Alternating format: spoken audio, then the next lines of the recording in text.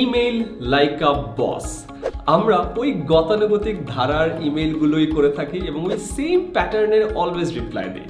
আমি আজকে কয়েকটা ট্রিক শেখাতে চাই, যে ট্রিকগুলো আমার ইমেইলিং স্কিলসটাকে আরও অনেক বেটার করেছেন। স্পেশালি এই উত্তরগুলো দেওয়ার ফলে বা এই ইমেইলগুলো করার ফলে আদার সাইড থেকে একটু হলেও আমার সম্মানটা বেশি পেয়েছি।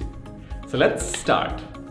আপনার ইমেইলের উত্তর দিতে একটু দেরি হয়ে গেছে, আমরা যেটা বলি যে সরি ফর দ্য ডিলে। এখানে কেমন জানি একটা মাফ চাওয়ার মতো একটা ফিলিং আছে। এটা না বলে আরেকটু ইন্টারেস্টিংলি বলতে পারেন যে থ্যাঙ্কস ফর ইউর পেশেন্স, ধৈর্য ধরার জন্য ধন্যবাদ। তাহলে আরেকটু যে আপনার সাইডের সম্মানটা একটু পড়ে ওঠে।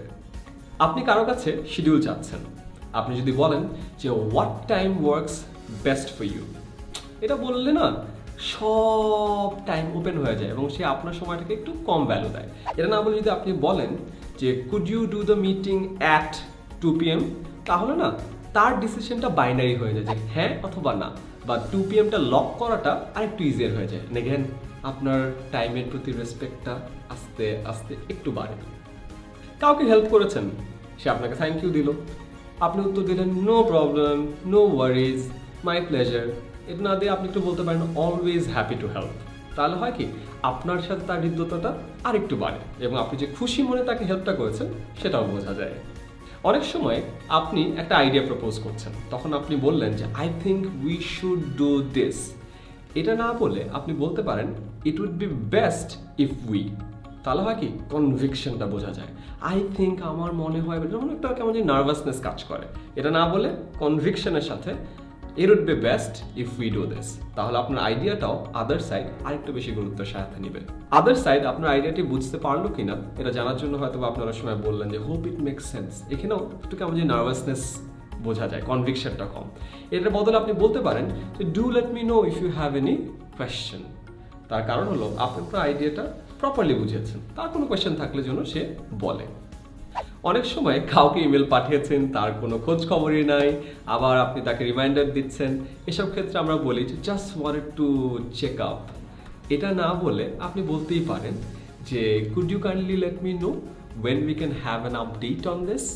তাহলে যেটা হয় আদার সাইড বুঝতে পারে যে আপনি একটা স্পেসিফিক ডেট চাচ্ছেন। নাহলে যেটা হয় যে আরে আমি জাস্ট একটু খোঁজ খবর, এমনি একটু খোঁজ খবর হাই হ্যালো করতে আসছি। না, ইমেলে you mean business, right? So আপনি চাইতেই পারেন যে একটা স্পেসিফিক ডেট। অনেক সময় ইমেলে ছোটোখাটো ভুল হয়ে যায়, সেক্ষেত্রে আমরা অনেক বেশি সরি বলে ফেলি, sorry, my bad, really sorry for that blunder. না, এত বড় মিস্টেক হয় নাই, একটা ছোট স্পেলিং মিস্টেক থাকতেই পারে। ভুল করে হয়তো কোনো একটা ফাইলের জায়গায় একটা আপডেটেড ফাইল না পাঠিয়ে দিতেই পারেন, কোনো অসুবিধা নেই। আপনি তখন বলতে পারেন nice catch, thanks for updating me on this, already sent you the updated mail. তাহলে যেটা হচ্ছে বেশি সরি, বেশি নমো এত হওয়ার দরকার নাই। আপনি খুবই প্রফেশনালি বললেন যা গুড ক্যাচ, ভালো ভুল ধরেছো, থ্যাঙ্কস ফর আপডেটিং মি, আমাকে জানানোর জন্য ধন্যবাদ, already sent you the updated mail. তাহলে যেটা হয় এগেন যে আপনার সম্মানটা একটু উপরে থাকে।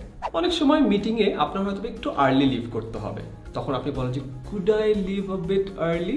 তাহলে আবারও যে আল্লাহ আমাকে একটু যদি আগে ছেড়ে দিতে পারেন। এটা না বলে আপনি বলতে পারেন যে I have to live at 4:30 PM for this. তাহলে যেটা হয় আদার পার্সন আপনাকে আর পারমিশন দিবে না, সে জাস্ট জেনে রাখলো যে আপনার 4:30টার সময় বের হতে হবে এই কাজের জন্য। না হলে আপনি আগে যদি could I leave a bit early, তাহলে হয় কি পারমিশন চাওয়া হচ্ছে, জ্ঞান আপনার কনভিকশনটা কম। সো আমি যে ইমেল হ্যাকগুলো বললাম এগুলো খুবই ছোট জিনিসপত্র এবং এগুলো রেগুলারলি আমাদেরকে এই উত্তরগুলো দিতে হয় অথবা ইমেলগুলো পাঠাতে হয়।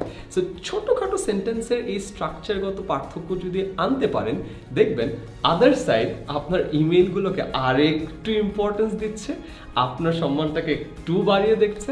ইমেলের কাজ তো দিন শেষে কোনো একটা কাজ ফুলফিল করা বা একটা অবজেক্টিভ কমপ্লিট করা। সো এই কাজটা বা ওই অবজেক্টিভটা ফুলফিল করতে আপনাকে অনেক সহায়তা করবে। সো এই ইমেল হ্যাকগুলো যদি আপনি অলরেডি ইউজ করে থাকেন তাহলে তো গ্রেট, বাট যদি ইউজ করে না থাকেন একবার ট্রাই করে দেখতে পারেন। অ্যান্ড ইয়েস, প্লিজ আপনার যে ফ্রেন্ডদেরকে এই ইমেইলের হ্যাকগুলো জানানো দরকার তাদের সাথে ভিডিওটা শেয়ার করবেন। অ্যান্ড এর বাইরেও যদি কোনো স্পেশাল হ্যাক থাকে প্লিজ আমাকে কমেন্টে জানাবেন।